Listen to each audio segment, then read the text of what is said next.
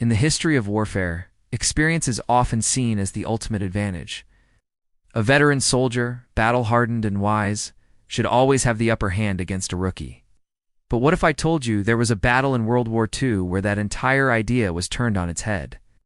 A battle where decades of experience meant absolutely nothing in the face of raw modern firepower. Today, we're talking about the Battle of the Kasserine Pass.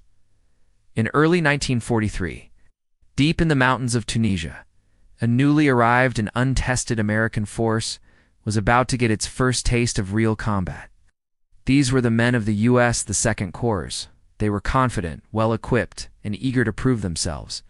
Facing them were the battle-hardened veterans of the German Afrika Korps, led by the legendary Desert Fox himself, Erwin Rommel. On paper, this was a complete mismatch. The Germans had years of combat experience, having fought their way across North Africa. They were masters of desert warfare, experts in tank tactics, and possessed an almost mythical reputation. The Americans, by contrast, were green. Their commanders had made critical errors in deploying their troops, spreading them too thin and in vulnerable positions. It was a recipe for disaster, and for a time that's exactly what it was. When Rommel launched his offensive on February 19th, the German panzers, including the formidable Tiger tanks, smashed through the American lines. The inexperienced U.S. troops were caught completely off guard. Their equipment was outmatched, their communications broke down, and panic began to set in. It was a brutal lesson. The Germans, with their superior tactics and experience, pushed the Americans back over 50 miles. It was one of the worst defeats the U.S. Army would suffer in the entire war. The veteran, it seemed, had taught the rookie a harsh lesson. But this is where the story gets interesting. The battle wasn't over. As the Germans pushed deeper, the Americans regrouped. They brought something to the fight that experience alone couldn't counter: overwhelming artillery. The Americans had a massive advantage in artillery pieces, and they began to use them with devastating effect.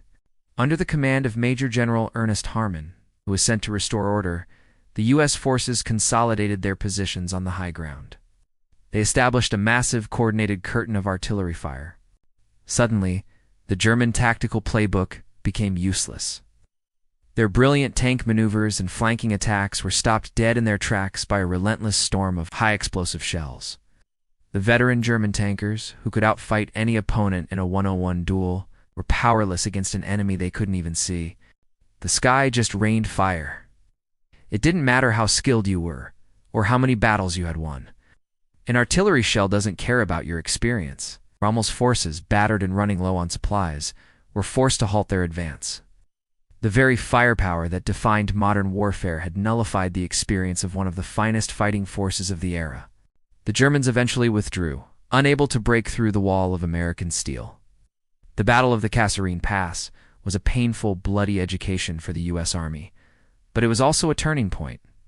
It taught them that while experience is valuable, in the industrial-scale conflict of World War II, superior firepower, logistics, and the ability to adapt could overcome even the most seasoned opponents.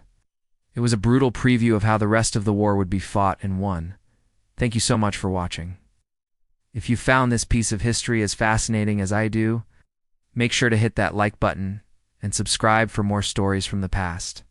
Let me know in the comments what battle you'd like to see covered next. See you in the next one.